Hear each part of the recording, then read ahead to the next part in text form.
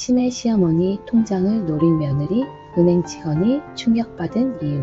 시어머니, 이 통장 비밀번호 제가 알아냈습니다. 뭐라고요?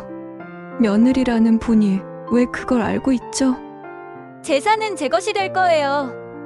아무도 막을 수 없을 겁니다.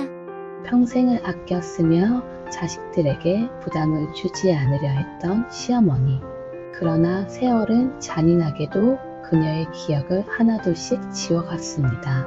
치매라는 병이 찾아오자 집안은 점점 흔들리기 시작했습니다. 그리고 그 틈을 놓치지 않은 사람이 있었습니다. 겉으로는 다정하게 간병을 자처했지만 속으로는 다른 계산을 품고 있던 며느리였습니다. 그녀는 시어머니가 무심코 흘린 말과 습관을 붙잡아 결국 통장의 비밀번호를 알아내고 말았습니다. 하지만 그 순간 은행 창고에서 모두를 경악하게 만든 뜻밖의 진실이 드러납니다. 재산을 향한 욕망이 드러낸 민낯과 시어머니가 남긴 마지막 뜻. 오늘의 이야기는 바로 그 충격적인 사건에서 시작됩니다. 한 줄인 생사 이제부터 시작합니다. 시어머니는 마을에서도 알뜰하기로 소문난 분이었습니다. 장에 나가도 흥정은 꼭 했고 남은 반찬도 버리지 않으셨습니다. 티끌 모아 태산이다. 늘 그렇게 말씀하시며 평생 손수 모은 돈을 통장에 차곡차곡 넣어 두셨습니다. 자식들에게조차 정확한 액수를 알리지 않았지만 그 돈이 제법 크다는 건 누구나 짐작하고 있었습니다. 그러나 세월은 잔인했습니다. 시어머니가 60 후반에 접어들며 기억이 흔들리기 시작했습니다. 처음엔 물건을 두고 깜빡하는 정도였지만 이내 자식들의 이름조차 헷갈릴 때가 잦아졌습니다. 병원에서는 치매 초기라는 진단이 내려졌고 집안은 무거운 공기로 가라앉았습니다. 며느리는 처음엔 다정하게 보였습니다. 어머니, 제가 옆에서 도와드릴게요. 걱정 마세요.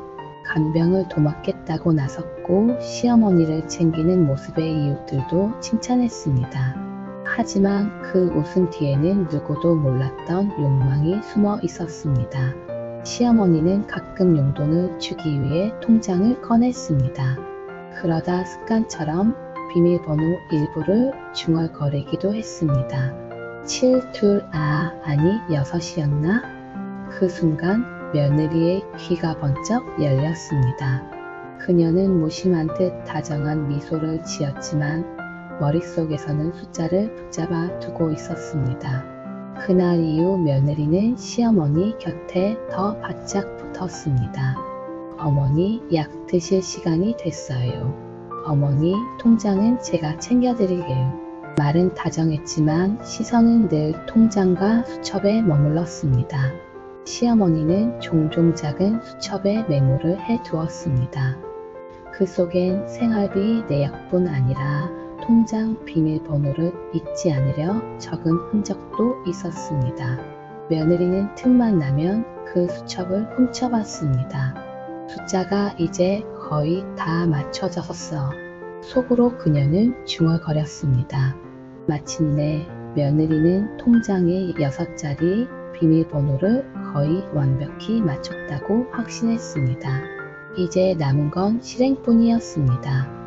어느 날 아침 며느리는 시어머니를 부축해 은행으로 향했습니다. 어머니, 오늘은 통장에 가서 돈 좀 찾으셔야죠. 제가 도와드릴게요. 치매가 심해진 시어머니는 별다른 의심 없이 따라 나섰습니다.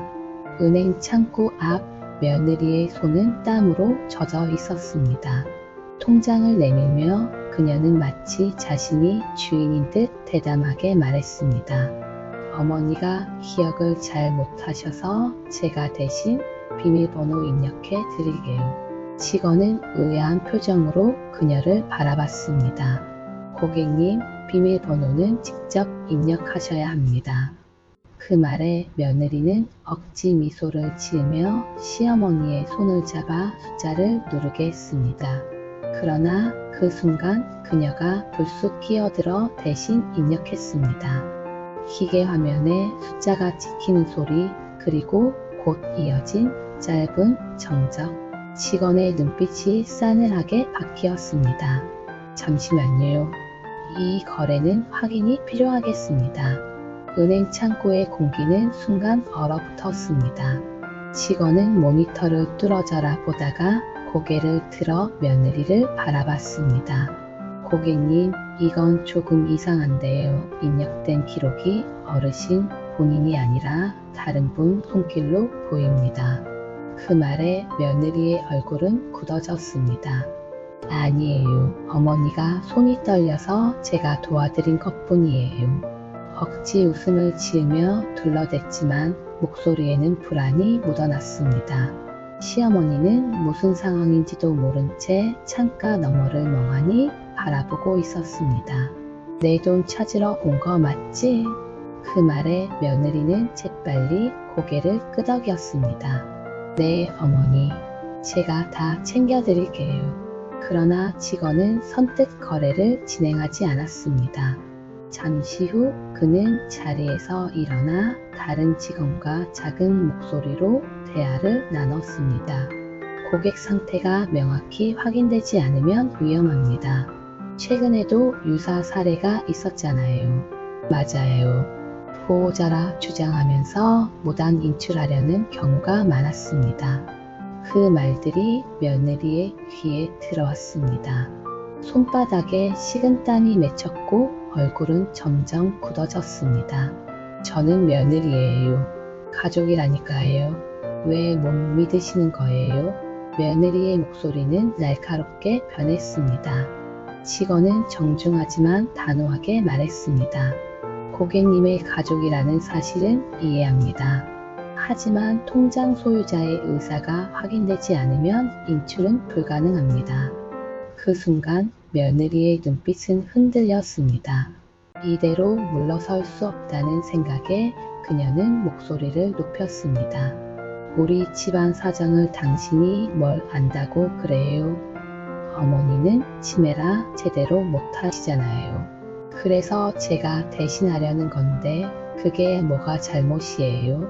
주변 고객들의 시선이 일제히 몰려들었습니다. 웅성거림이 은행 안을 가득 메웠고 긴장감은 점점 커졌습니다. 며칠 뒤 이 사건은 가족들에게도 알려졌습니다. 집안은 곧 전쟁터로 변했습니다. 시어머니의 재산을 두고 며느리와 자식들, 친척들 사이의 갈등이 폭발한 것입니다.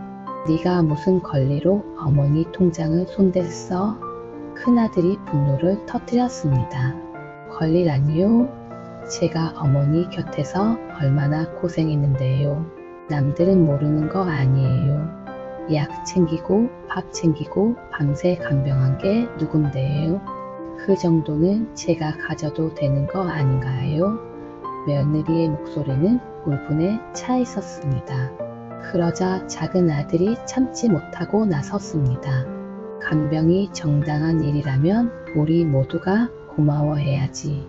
하지만 그걸 빌미로 재산을 가로채려는 건 욕심일 뿐이야. 말이 오갈수록 상처는 깊어졌습니다.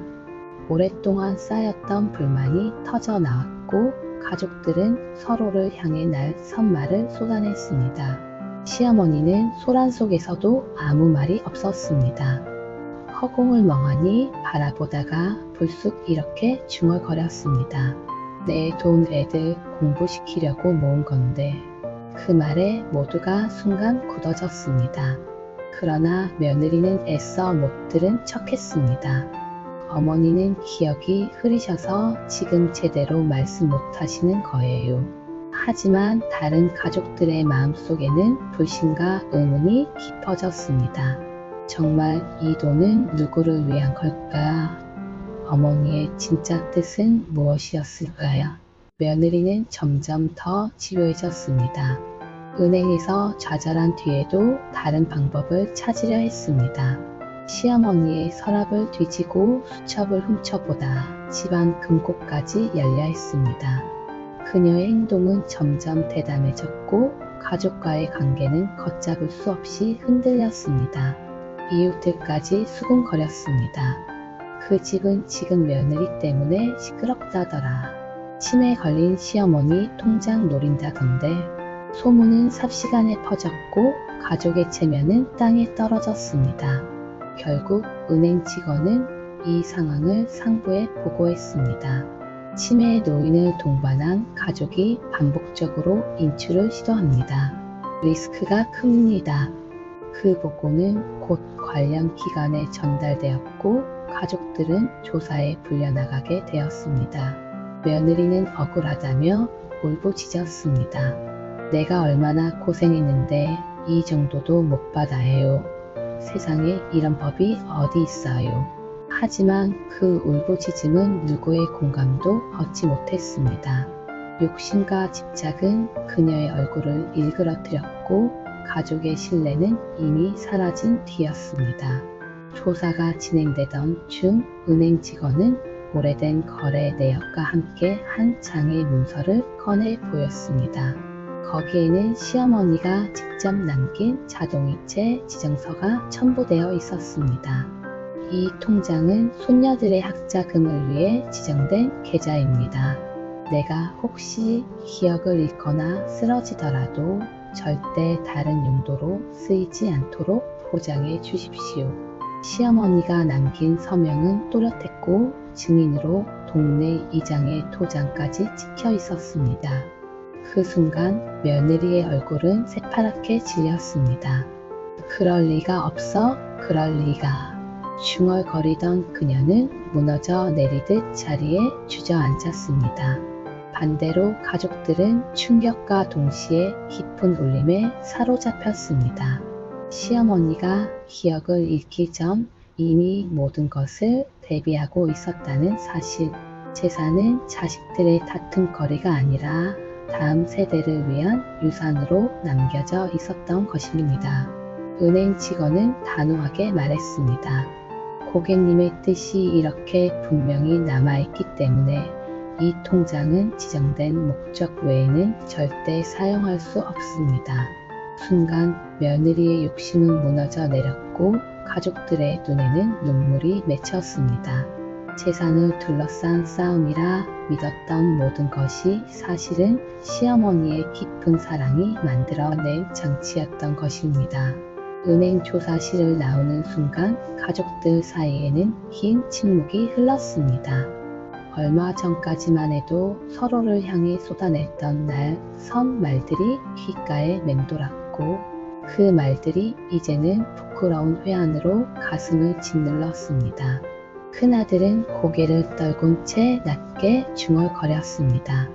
어머니는 끝까지 우리를 생각하셨구나.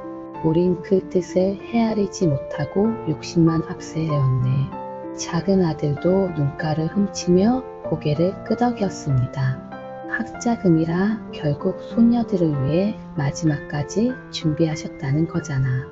우린 왜 그 단순한 사랑조차 보지 못했을까요? 그 말에 며느리는 아무 대답도 하지 못했습니다. 손에 쥔 가방끈만 힘없이 감아지며 깊은 한숨을 토해낼 뿐이었습니다. 그녀의 얼굴엔 분노도 억울함도 아닌 무너져 내린 허망함이 남아 있었습니다. 며칠 뒤 가족들은 다시 모였습니다. 이번에는 다툼이 아닌 시어머니의 뜻을 따르기 위해서였습니다. 통장은 손녀들의 학비로 쓰기로 합의되었고 일부는 장학금으로 기부하기로 결정했습니다. 그 순간 무겁던 공기 속에서 조금씩 따스한 공기가 돌아왔습니다. 어머니가 바랐던 건 이거였을 거야. 우리가 싸우지 않고 아이들의 미래를 지켜주는 것. 큰아들의 말에 모두가 고개를 끄덕였습니다. 며느리도 조심스레 입을 열었습니다. 제가 잘못했어요. 욕심에 눈이 멀어 어머니 뜻을 보지 못했네요. 이제라도 용서해 주신다면 저도 아이들을 위해 힘을 보태겠습니다. 그녀의 눈에는 진심 어린 후회의 눈물이 맺혀 있었습니다. 비록 상처는 남았지만 그 회한 속에서 작은 화해의 불씨가 피어났습니다. 시간은 흐르고 손녀들은 대학에 입학했습니다. 등록금을 낼 때마다 가족들은 시어머니의 손길을 떠올렸습니다. 기억을 잃어가면서도 마지막 순간까지 남을 위해 준비했던 그 마음. 그것이야말로 돈보다 값진 유산임을 이제야 깨닫게 된 것입니다. 이제 가족들 사이에는 예전처럼 웃음이 돌아왔습니다. 돈이 만든 갈등은 사라지고 그 자리에 어머니가 남긴 사랑의 교훈이 자리 잡았습니다. 이 이야기의 끝에서 우리는 다시금 묻습니다. 과연 돈이란 무엇일까요? 욕심을 부리면 가족을 갈라놓지만 사랑으로 쓰이면 미래를 이어주는 다리가 됩니다. 시어머니가 남긴 건 단순한 재산이 아니라 가족에게 전하는 마지막 가르침이었습니다. 구독과 좋아요를 눌러주시면 다음 영상도 놓치지 않고 함께 하실 수 있습니다.